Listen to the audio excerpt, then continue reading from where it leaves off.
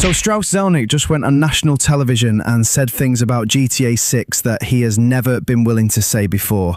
And the most interesting part isn't even the release date confirmation.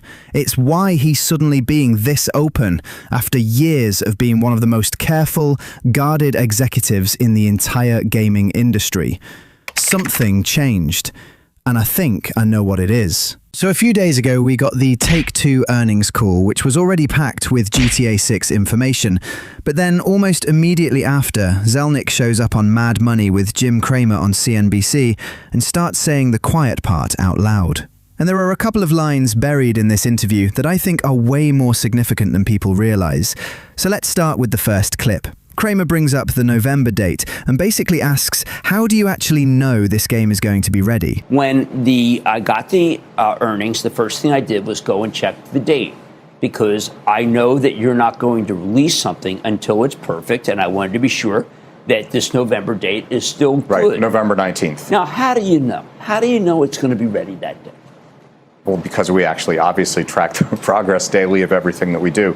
And we also announced that we have marketing beats coming this summer, and we don't spend money on marketing until we're pretty close to release. Okay, so a few things here. First, he immediately locks in on November 19th. He's not being vague, he's not hedging, he's owning that date completely.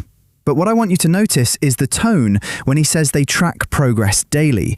There's a slight frustration there, like he's a little tired of people questioning whether Rockstar actually knows what they're doing.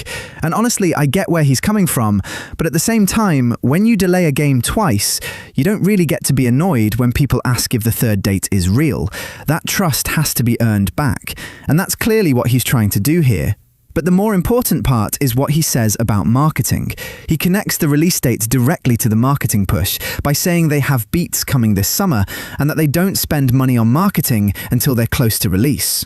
And I need people to understand what that actually means. When he says marketing beats, that's industry language for specific scheduled moments in a campaign rollout. Each trailer, each reveal, each coordinated content drop, those are individual beats on a locked timeline. These aren't plans on a whiteboard somewhere. These are campaigns that have already been designed, approved, budgeted, and set in motion. Ad placements have been reserved. Money has already been committed. Could they theoretically pull the plug on all of that? Sure, but not without massive financial penalties and a cascading mess of internal restructuring. So when Zelnick says the money doesn't get spent until they're close to release, he's essentially telling you the money is already out the door. They are committed. And that lines up perfectly with what Take-Two told investors on the earnings call, that Rockstar's launch marketing begins this summer. That is about as close as Strauss Zelnick can get to guaranteeing November 19th without literally signing a contract on camera. Now here's where it gets really interesting. Cramer asks him about the challenge of marketing a game that already has this much hype, and Zelnick makes this distinction that I think is actually brilliant. Do you really need to spend money on marketing on what I think is one of the greatest word-of-mouth products in history?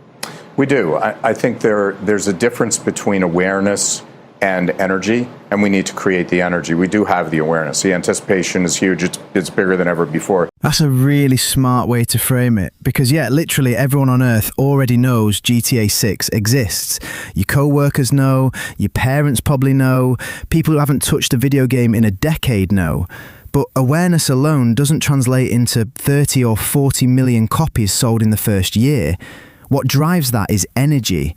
That feeling of, I need to clear my schedule, I need to pre-order this, I need to be there on day one. And he's basically explaining to an audience of investors and casual viewers who might not follow gaming at all, that Rockstar still has to show people what makes this specific game worth the hype. You still have to convert that passive awareness into active excitement.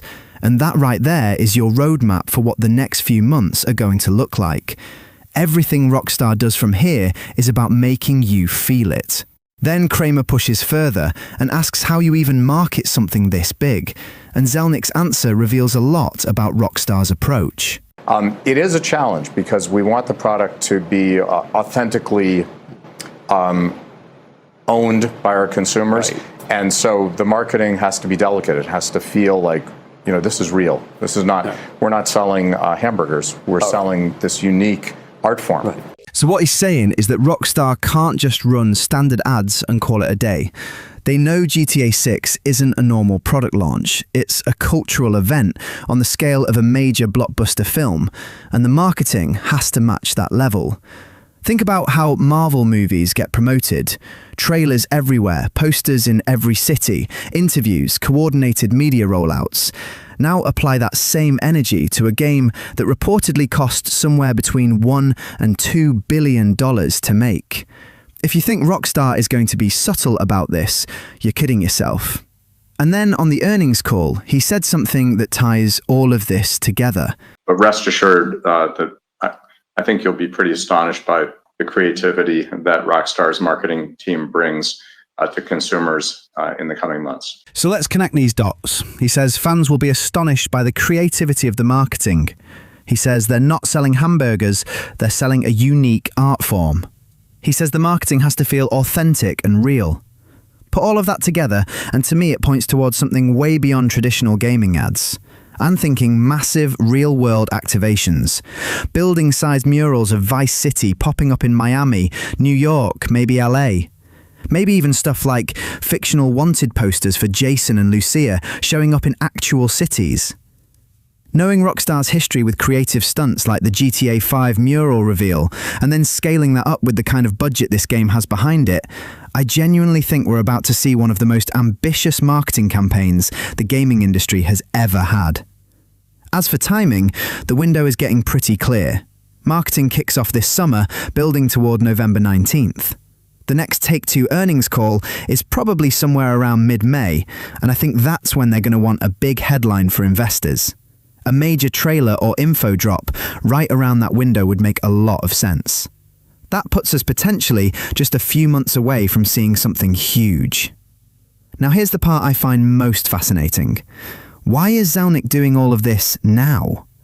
Because if you followed this guy at all, you know this is not how he normally operates. He has historically been incredibly tight-lipped about GTA 6. Always vague, always cautious, always leaving himself maximum wiggle room. And then suddenly, he's on national television reaffirming the exact date, confirming marketing is about to go full force, and telling people they're going to be astonished. That's a massive shift in tone. So what changed? Well, Take-Two stock took a hit recently, along with a bunch of other gaming companies.